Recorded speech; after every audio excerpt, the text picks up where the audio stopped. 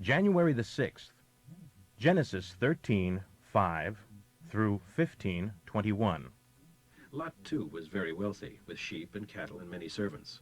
But the land could not support both Abram and Lot with all their flocks and herds. There were too many animals for the available pasture. So fights broke out between the herdsmen of Abram and Lot, despite the danger they all faced from the tribes of Canaanites and Perizzites present in the land.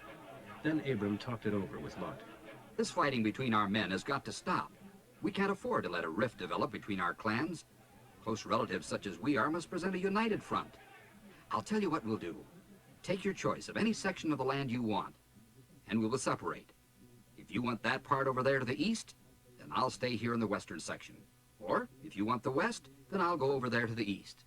Lot took a long look at the fertile plains of the Jordan River, well watered everywhere. This was before Jehovah destroyed Sodom and Gomorrah. The whole section was like the Garden of Eden, or like the beautiful countryside around Zoar in Egypt. So that is what Lot chose, the Jordan Valley to the east of them. He went there with his flocks and servants, and thus he and Abram parted company.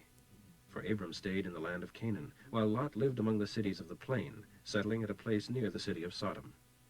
The men of this area were unusually wicked, and sinned greatly against Jehovah. After Lot was gone, the Lord said to Abram, "Look as far as you can see in every direction, for I am going to give it all to you and your descendants. And I am going to give you so many descendants that, like dust, they can't be counted. Hike in all directions and explore the new possessions I am giving you." Then Abram moved his tent to the oaks of Mamre, near Hebron, and built an altar to Jehovah there. Now war filled the land.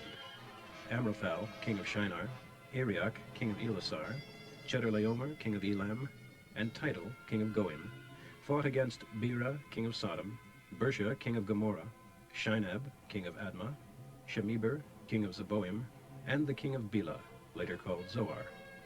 These kings of Sodom, Gomorrah, Admah, Zeboim, and Bela mobilized their armies in Siddim Valley, that is, the valley of the Salt Sea.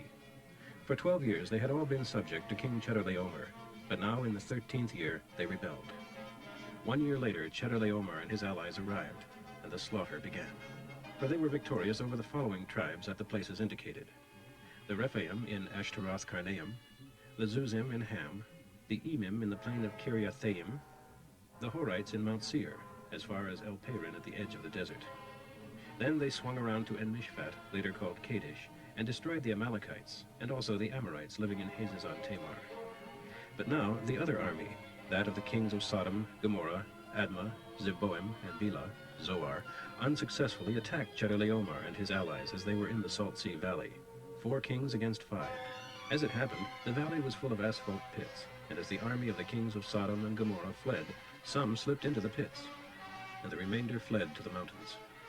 Then the victors plundered Sodom and Gomorrah, and carried off all their wealth and food, and went on their homeward way, taking with them Lot, Abram's nephew, who lived in Sodom, and all he owned. One of the men who escaped came and told Abram the Hebrew, who was camping among the oaks belonging to Mamre the Amorite, brother of Eshcol and Aner, Abram's allies. When Abram learned that Lot had been captured, he called together the men born into his household, 318 of them in all, and chased after the retiring army as far as Dan. That night he successfully attacked them, and pursued the fleeing army to Hobah, north of Damascus, and recovered everything: the loot that had been taken, his relative Lot, and all of Lot's possessions, including the women and other captives. As Abram returned from his strike against Chedorlaomer and the other kings at the valley of Sheva, later called King's Valley, the king of Sodom came out to meet him, and Melchizedek, the king of Salem, Jerusalem, who was a priest of the God of highest heaven, brought him bread and wine.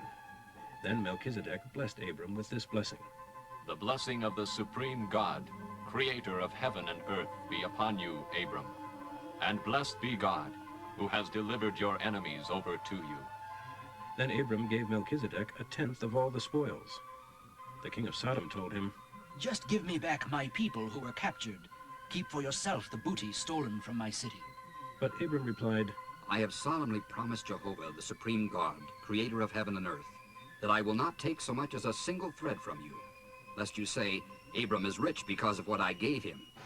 All I'll accept is what these young men of mine have eaten, but give a share of the booty to Aner, Eshcol, and Mamre, my allies.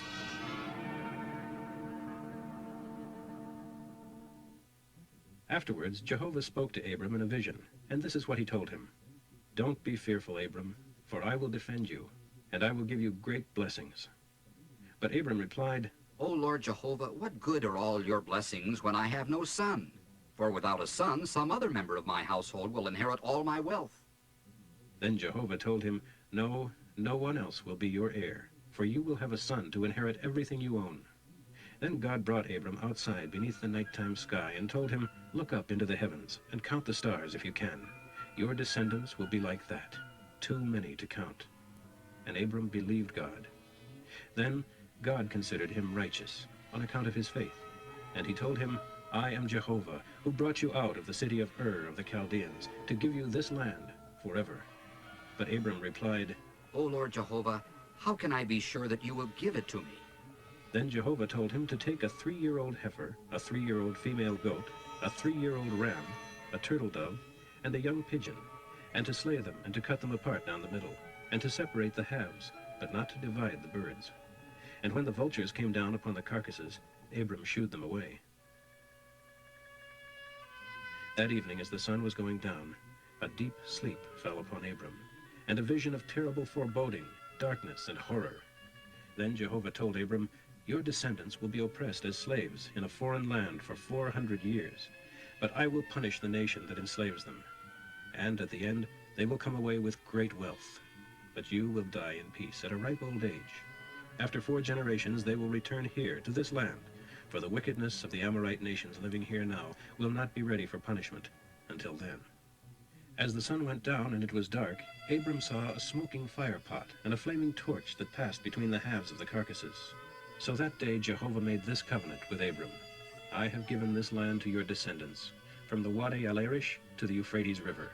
And I give to them these nations, Kenites, Kenizzites, Cadmonites, Hittites, Perizzites, Rephaim, Amorites, Canaanites, Girgashites, Jebusites. Matthew 5:27 through 48. The laws of Moses said, You shall not commit adultery. But I say, anyone who even looks at a woman with lust in his eye has already committed adultery with her in his heart. So if your eye, even if it is your best eye, causes you to lust, gouge it out and throw it away. Better for part of you to be destroyed than for all of you to be cast into hell. And if your hand, even your right hand, causes you to sin, cut it off and throw it away. Better that than find yourself in hell. The law of Moses says, if anyone wants to be rid of his wife, he can divorce her merely by giving her a letter of dismissal. But I say that a man who divorces his wife, except for unfaithfulness, causes her to commit adultery, and he who marries her commits adultery. Again, the law of Moses says, You shall not break your vows to God, but must fulfill them all. But I say, don't make any vows. And even to say, by heavens, is a sacred vow to God, for the heavens are God's throne. And if you say, by the earth, it is a sacred vow, for the earth is his footstool. And don't swear, by Jerusalem, for Jerusalem is the capital of the great king. Don't even swear, by my head, for you can't turn one hair white or black. Say just a simple, yes I will, or no I won't. Your word is enough. To strengthen your promise with a vow shows that something is wrong. The law of Moses says, if a man gouges out another's eye, he must pay with his own eye. If a tooth gets knocked out, knock out the tooth of the one who did it. But I say, don't resist violence. If you are slapped on one cheek, turn the other too. If you are ordered to court and your shirt is taken from you, give your coat too. If the military demand that you carry their gear for a mile, carry it too. Give to those who ask, and don't turn away from those who want to borrow. There is a saying, love your friends and hate your enemies. But I say, love your enemies. Pray for those who persecute you. In that way you will be acting as true sons of your Father in heaven, for he gives his sunlight to both the evil and the good, and sends rain on the just and on the unjust too. If you love only those who love you, what good is that? Even scoundrels do that much. If you are friendly only to your friends, how are you different from anyone else? Even the heathen do that. But you are to be perfect, even as your Father in heaven is perfect. Psalm 6:1 through 10. No, Lord, don't punish me in the heat of your anger. Pity me, O Lord, for I am weak. Heal me, for my body is sick, and I am upset and disturbed. My mind is filled with apprehension and with gloom. Oh, restore me soon. Come, O Lord, and make me well. In your kindness, save me. For if I die, I cannot give you glory by praising you before my friends. I am worn out with pain. Every night my pillow is wet with tears. My eyes are growing old and dim with grief because of all my enemies. Go, leave me now, you men of evil deeds, for the Lord has heard my weeping and my pleading. He will answer all my prayers. All my enemies shall be suddenly dishonored, terror-stricken, and disgraced. God will turn them back in shame. Proverbs for today, 1:29 through 33. For you closed your eyes to the facts, and did not choose to reverence and trust the Lord. And you turned your back on me, spurning my advice. That is why you must eat the bitter fruit of having your own way, and experience the full terrors of the pathway you have chosen. For you turned away from me to death. Your own complacency will kill you. Fools. But all who listen to me shall live in peace and safety, unafraid.